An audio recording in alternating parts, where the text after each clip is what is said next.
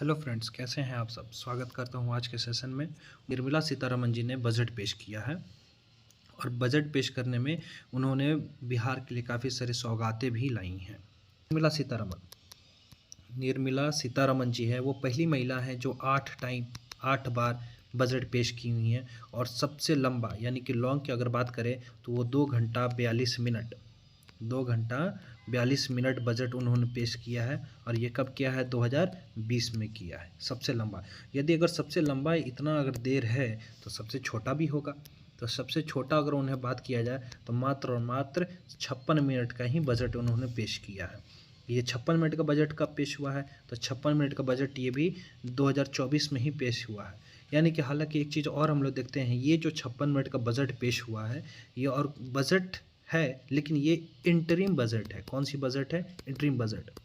ये एक ऐसा बजट होता है जो आने वाले कुछ महीनों के लिए बजट पेश करता है। यानी कि किसी साल में अगर चुनाव है, इलेक्शन है, तो सरकार बनने से पहले अगर कुछ फंड ये रिलीज़ होते हैं, बजट पेश होते हैं गवर्नमेंट को रन करने के लिए, उसी को इंटरिम बजट कहते हैं। बात करें मेल का, तो मेल में सबसे ज़्यादा मोरारजी देसाई का है। मोरारजी देसाई हैं। मोरारजी देसाई वो 10 बार बजट उन्होंने पेश किया। कितनी बार? 10 बार बजट किया। निर्मला सीतारमण जी जो साड़ी पहनी है, ये पेंटिंग हुई है उनकी साड़ी पे। ये पेंटिंग बिहार की मशहूर पेंटिंग है, जिस पेंटिंग हम लोग मधुबनी पेंटिंग कहते हैं। कौन सी पेंटिंग कहते हैं? मधुबनी पेंटिंग कहते हैं। और ये जो साड़ी है ये इन्हें गिफ्ट किया गया। और ये गिफ्ट कौन किया दी हैं? इन्हें दुलारी देवी इन्हें गिफ्ट की हैं। और ये साड़ी को देखते ही लग गया था कि बिहार में बहुत बड़ी सौगात मिलने वाला है इस साल। तो इस साल क्या क्या मिला है ये भी हम लोग देख लेते हैं। चलते हैं अगले पेज पे और देखते हैं क्या क्या है। तो हम लोग देखते हैं कि बिहार में मिली सौगात। बिहार में क्या क्या कौन कौन सी हैं जो सौगातें मिली हैं। जैसे कि पहला है मखाना बोर्ड, फूड प्रोसेसिंग मैनेजमेंट, पूर्वोत्तर scheme, greenfield, brownfield, western Kosi canal project और ट्रांसपोर्ट। ये 7 चीज़ हैं प्रमुख जो कि बिहार को सौगात की तरह मिली हुई हैं। तो एक एक करके देखते हैं कौन कौन सी क्या क्या है, किस में क्या चीज़ मिली है। तो पहला हम लोग देखते हैं मखाना बोर्ड। मखाना बोर्ड क्या है? मखाना बोर्ड एक ऐसा बोर्ड है जो मखाना का प्रोडक्शन बढ़ाने के लिए गठित किया जाएगा।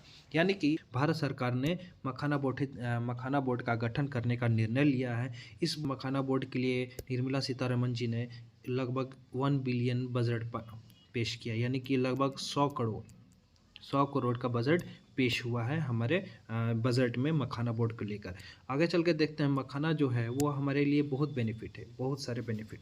सबसे ज़्यादा तो कैल्शियम सबसे ज़्यादा अगर मैं आपको जूम करके बता दूं तो ये देखिए सबसे ज़्यादा कैल्शियम हम carbohydrate, potassium, iron, phosphorus, magnesium, protein, fat, fibre, ये अनेकों हमें मखाना से मिलता है। लेकिन सबसे ज़्यादा हमें कैल्शियम मिलता है। शरीर में जितना ज़्यादा कैल्शियम होंगी हमारी हड्डी उतने ही मजबूत होंगे। और आगे चलते हैं, देखते हैं मखाना के सबसे एम क्या है। यानी कि मखाना का जो बोर्ड का गठित हुआ है उसका गठित होने का कारण क्या है? कारण सिंपल सा है, फार्मर को यहाँ पे किसानों को सबसे ज़्यादा लाभ दिया जाना है। अगले स्टेप में हम लोग देखते हैं मखाना बोर्ड 85% प्रोडक्शन होता है पूरे बिहार में, वो भी पूर्णिया जिले में सबसे ज़्यादा बिहार में होता है। आगे चल के देखते हैं पॉइंट नंबर 2 यानी कि फूड प्रोसेसिंग मैनेजमेंट। यानी कि ऐसा फसल जो कि इंडस्ट्री में या फिर कोई कारखाने में जाकर दूसरे रूप ले ले, उसी को हम लोग फूड प्रोसेसिंग कहते हैं। यानी कि फूड प्रोसेसिंग मैनेजमेंट से मैंने बताया है कि फूड को वन फॉर्म से अनदर फॉर्म यानी कि एक से दूसरे फॉर्म में ट्रांसफ़र किया जाता है। आगे और देखते हैं पूर्वोत्तर स्कीम। तीसरा स्कीम है पूर्वोत्तर स्कीम। पूर्वोत्तर स्कीम जो है ये उतने डेवलप नहीं है, इन्हें और भी डेवलप करने का लक्ष्य बनाया गया है। तो इस लक्ष्य को बनाने के लिए सबसे पहले ज़रूरी होता है ट्रांसपोर्ट। बंगाल, झारखंड है ना, ये सबसे ज़्यादा स्टील प्रोडक्शन करता है। और जब स्टील यहाँ से प्रोडक्ट होकर जब यहाँ ट्रांसमिट होगा, जाएगा, फिर आएगा, इसके लिए ट्रांसपोर्ट की ज़रूरत पड़ेगा। जब ट्रांसपोर्ट हो जाएगा तो यहाँ ऑटोमेटिक बिजनेस बढ़ेगा तो यहाँ का ग्रोथ भी होगा, पूरे ओवरऑल इसका ग्रोथ होगा। जब इसका ग्रोथ होगा यानी कि पूरे भारत का ग्रोथ होगा। चलते हैं आगे और देखते हैं आगे क्या है। पूर्वोदय स्कीम जैसे मैंने बताया है कि अमृतसर इंडस्ट्रियल कॉरिडोर, ये कि अमृतसर से लेकर बंगाल तक का कनेक्ट करने के लिए ट्रांसपोर्ट है, लेकिन सबसे महत्वपूर्ण इसमें 5 स्टेट हैं, जैसे बिहार, कोलकाता, झारखंड, उड़ीसा, है ना। इसमें 5 को मेन फोकस किया गया है। लेकिन एक चीज़ और इसमें इम्पोर्टेंट है, वो है क्या है, गया, बिहार का गया, इसलिए इम्पोर्टेंट है बिहार के लिए। अब बिहार का गया एक 20 होम सेंटर होगा, एक सेंटर होगा जो कि ये पूरे स्कीम को हैंडल किया जाएगा, जहाँ से सारा कंट्रोल होगा। आगे चलते हैं, देखते हैं ग्रीनफील्ड प्रोजेक्ट। ग्रीनफील्ड प्रोजेक्ट एक ऐसा प्रोजेक्ट होता है जिसे हम लोग ज़ीरो से स्टार्ट करते हैं। कोई भी प्रोजेक्ट जो हम लोग ज़ीरो से स्टार्ट करते हैं, जैसे कि फॉर एग्जांपल मैं आपको बता दूं, जैसे कि आपका घर आपका जब बनता है तो सबसे पहले हम लोग नींव डालते हैं, वो ज़ीरो से स्टार्ट होता है। तो बिहार के बिहटा में एक नया एयरपोर्ट का गठन किया जाएगा इसके तहत ग्रीनफील्ड प्रोजेक्ट के तहत। चलते हैं ब्राउनफील्ड प्रोजेक्ट। अब ब्राउनफील्ड प्रोजेक्ट क्या, ये भी ईजी है, जस्ट अपोजिट ऑफ ग्रीनफील्ड, यानी कि ग्रीनफील्ड के जस्ट विपरीत है।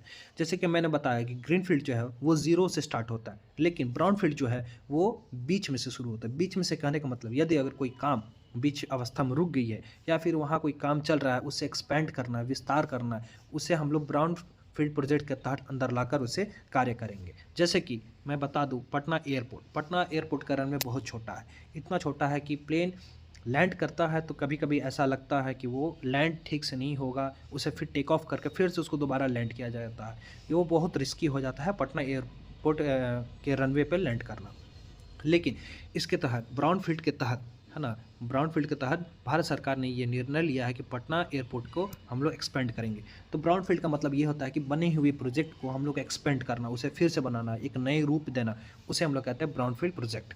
चलते हैं आगे और देखते हैं western Kosi canal project. Western यानी कि कोसी कैनाल प्रोजेक्ट समझिए। कोसी कैनाल प्रोजेक्ट कहने का मतलब कि कोसी का मतलब ही होता है सुख। इसके लिए भारत सरकार ने लगभग 50 हेक्टेयर का जो ज़मीन है वो खेती के लिए है, उन्हें बचाने के लिए एक कैनाल प्रोजेक्ट ला रही है, जिसे पानी को कंट्रोल किया जाएगा, सिंचाई में यूज़ किया जाएगा, वहाँ के खेतों को उपजाऊ बनाया जाएगा और आने वाले दिनों में सारे बाढ़ से ग्रसित लोगों को सुरक्षा दिया जाएगा, है ना। अगर ट्रिब्यूटरीज का बात करूं, है ना, देखिए जैसे मैंने बताया नेपाल से शुरू होती है और गंगा के ये कटिहार जिलों में कुर्सेला में जाके ये मिल जाती है। यदि अगर मैं बात करूं, इसकी कुल लंबाई 729 किलोमीटर है, जो कि नेपाल से गंगा तक की है।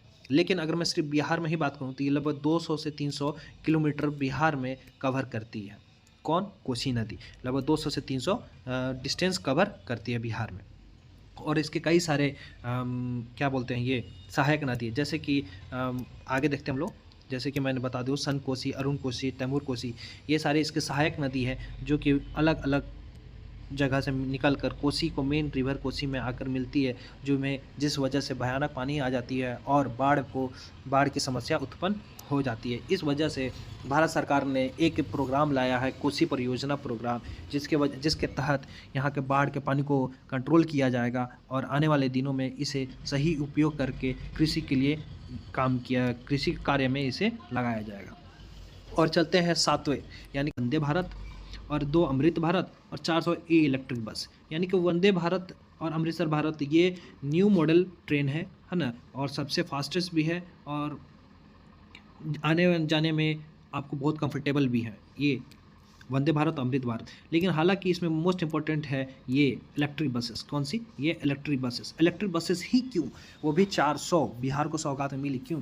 क्योंकि भारत सरकार हर जगह पॉल्यूशन कंट्रोल करना चाहती है और ये इलेक्ट्रिक बसेस का संचार होगा, और इस वजह से इन्हें बिहार को 400 इलेक्ट्रिक बसेस की सौगातें मिली हैं। चलते हैं आगे और देखते हैं कुछ MCQ क्वेश्चंस, यानी कि हम लोग जो ऊपर डिस्कस किए हैं इसका MCQ क्वेश्चन हम लोग देखते हैं कि इसमें MCQ क्वेश्चन हम लोग के सारे रिलेटेड हैं अबव, यानी कि हम लोग जो भी डिस्कस किए हैं उसी से रिलेटेड MCQ है। चलिए आगे देखते हैं पहला क्वेश्चन क्या होगा। मखाना बोर्ड के लिए कितने बजट का घोषणा की गई है? यानी कि जैसे मैंने बताया है 100 करोड़ के लिए घोषणा की गई है ना। चलते हैं अगले क्वेश्चन नंबर 2 पे। मखाना बोर्ड में सबसे ज़्यादा अधिक मात्रा में क्या पाया जाता है? मैंने बताया कि सबसे ज़्यादा अधिक कैल्शियम पाया जाता है, जो कि बोन यानी कि हड्डी के लिए सबसे ज़्यादा इंपॉर्टेंट होता है, और हड्डी मजबूत होगा तो हमारा शरीर भी स्ट्रांग होगा। क्वेश्चन नंबर 3, मखाना भारत में किस राज्य में सर्वाधिक उत्पादन किया जाता है? मैंने बताया बिहार के। क्वेश्चन नंबर 4, मखाना बिहार के किस जिले में सर्वाधिक उत्पादन किया जाता है? मैंने बताया कि मखाना ये पूर्णिया में सबसे ज़्यादा प्रोडक्शन इसका होता है। आगे चलते हैं क्वेश्चन नंबर 5, है ना। बजट 2025 के अनुसार खाद्य प्रसंस्करण कृषि उत्पादन की स्थापना किस राज्य में की जाएगी? जाहिर सी बात है, मैंने बताया बिहार को ये सौगातें मिली हैं कि चलते हैं क्वेश्चन नंबर 6 पे। क्वेश्चन नंबर 6 कहता है पूर्वोदय स्कीम में कौन सा राज्य शामिल नहीं है? इसका कौन सा शामिल नहीं है? इसका सही जवाब हो जाएगा कर्नाटका। ये कर्नाटका बिल्कुल नहीं है। इसके जगह कौन सी होगी? आंध्र प्रदेश। जैसा कि मैंने बताया है, उड़ीसा है, बिहार है, पश्चिमी बंगाल है, झारखंड भी है। कौन सी है? एक झारखंड भी है और आंध्र प्रदेश। जैसे मैंने 5 बता दिया। 7 पे क्वेश्चन नंबर 7 क्या कहता है पूर्वोदय स्कीम के अनुसार किस कॉरिडोर गलियारा का विकास किया जाएगा? कि इसका मैंने बताया है कि ये जो पूर्वोत्तर स्कीम है, इस सबसे ज़्यादा इंपॉर्टेंट कनेक्टिविटी को फोकस किया गया। कनेक्टिविटी यानी कि मतलब कि कनेक्शन को सपोर्ट करने के लिए। अब ये कनेक्शन कहाँ से कहाँ? ये अमृतसर से लेकर बंगाल तक है, यानी कि अमृतसर कोलकाता इंडस्ट्रियल कॉरिडोर को ये शामिल किया गया। चलते हैं क्वेश्चन नंबर 8 क्या कहता है? अमृतसर कोलकाता इंडस्ट्रियल कॉरिडोर का मुख्य केंद्र कहाँ स्थापित किया जाएगा? ये बिहार में किया जाएगा। कहाँ? बिहार में। चलते हैं 9, बिहार के किस जिले में अमृतसर कोलकाता इंडस्ट्रियल कॉरिडोर का गठन किया जाएगा? तो बिहार में, वो भी गया में। कहाँ? गया में इसका गठित किया जाएगा। चलते हैं आगे क्वेश्चन नंबर 10। क्वेश्चन नंबर 10 क्या कहता है? ग्रीनफील्ड प्रोजेक्ट क्या है? ग्रीनफील्ड मैंने बताया है एक घर का नींव, मैंने एग्जांपल दिया था आपको घर का नींव का प्रोडक्शन। तो ग्रीनफील्ड जो है वो एक नए निर्माण परियोजना है। कौन सी है? नई निर्माण। ऑप्शन नंबर सी, सॉरी मैंने फिर से लगा देता हूँ, ऑप्शन नंबर सी। चलते हैं आगे क्वेश्चन नंबर 11 में क्या कहता है? ग्रीनफील्ड परियोजना के तहत कि हवाई अड्डे का किस हवाई अड्डे का निर्माण किया जाएगा? बताइए किस हवाई अड्डे का निर्माण किया जाएगा? वो बिहटा हो जाएगा। कौन सी? बिहटा में ग्रीनफील्ड परियोजना के तहत नई हवाई अड्डे का गठित किया जाएगा। चलते हैं आगे क्वेश्चन नंबर 12। ब्राउनफील्ड परियोजना के तहत किस हवाई अड्डे का पुनर्विकास किया जाएगा? जैसे मैंने बताया ब्राउनफील्ड यानी कि इसे पुनर्विकास करना या फिर इसको नई ढांचा देना, इससे विस्तार करना, उसे हम लोग ब्राउनफील्ड करते हैं। और इसके तहत पटना एयरपोर्ट, कितना? पटना एयरपोर्ट का हम लोग विस्तार करने वाले हैं। और पटना एयरपोर्ट का सबसे ज़्यादा हम लोग फोकस करेंगे रनवे पे, क्योंकि इसका रनवे बहुत छोटा है। चलते हैं आगे क्वेश्चन नंबर 13। कोसी नदी का उद्गम कहाँ से होता है? मैंने बताया कि ये नेपाल से होता है। चलते हैं आगे क्वेश्चन नंबर 14। कोसी नदी बिहार के किस जिले में जाकर मिलती है?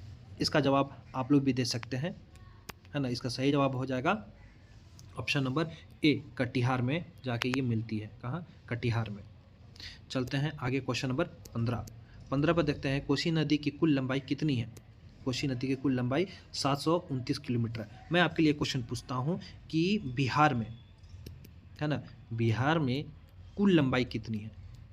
कुल लंबाई कितनी है बिहार में, वो भी कोसी की?